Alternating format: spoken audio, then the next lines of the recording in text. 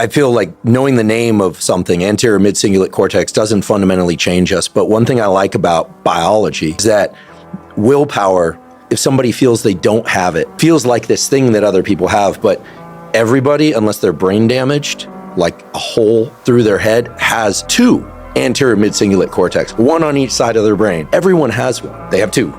So I feel like it's just a question of opening the portal. And the portal, I'm going to say 10 times and forgive me, is I think people go, oh, I do hard things. I do sets to failure, and then I do forced reps. I love training with weights. I love doing sets to failure. I even like forced reps. But guess what? I like forced reps. So I'll tell you, they don't build my anterior midsingulate cortex because I like to do it. Anything you like to do is not going to enhance this aspect of willpower. And it seems so obvious once you hear it. You kind of go, oh yeah, of course. But I think you really close that loop for people when you share what you're sharing today and what you've shared elsewhere before as well. When you're trying to explain, the friction is the critical ingredient. And I think people think, oh, if it's effort, well, then I'm getting better. That's part of it, necessary but not sufficient, as we say in science. But the suck part, the being haunted, the stick, they're really unpleasant terms. Very. These are probably the most unpleasant terms we've ever used on this podcast. Very. Those are the levers. Those are the gears. And without those, this thing that you're talking about, David Goggins, as a verb. Right. You know, I'd sometimes make the joke, but it's not a joke. Right. Goggins is a name and it's a verb. People go, I'm gonna Goggins that. Right. Right? But that's, I think, again, I'm not a psychologist, but I think that's what you're talking about. The stick, the friction, being haunted.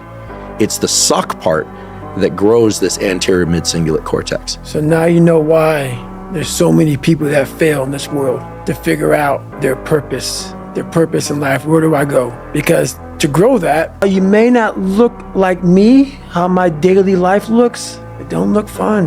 It don't look fun. So it's a choice that people have to make in life. But what's so funny about it is even the richest of rich, who have everything, they always ask me this question. I feel like I'm missing something. I don't feel like I'm missing shit. I don't have what you all have, but you'll never in my life hear me tell you I'm missing something. Everybody is. They're missing this feeling. I found it a long time ago. I found it right there in that willpower thing. When you're nothing, and change yourself into something like me, you call it happiness, peace, whatever the fuck you want to call it, people are missing exactly what went on with David Goggins. Why don't you smile? I do, but I figured something out. That's why you'll never hear me say I'm missing something. I found it years ago.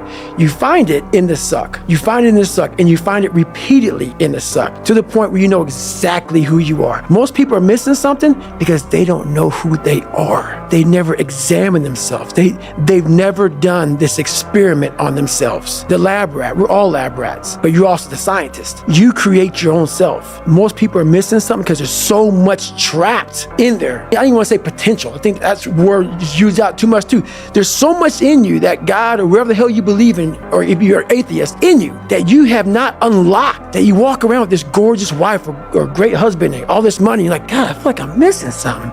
Yeah, because it's about 75% of you is still fucking in there, still chained up because you just didn't want to find your willpower, didn't want to find your soul, your will, your heart, your determination, your guts, your courage. And what that looks like, it looks scary. Like your little scary lab I went in. Scary. To wake up every day and say, I'm stupid, but I want to figure out a way to be smarter. Versus saying, man, I just can't do that. So you limit this box. So your box becomes so small of things you can do.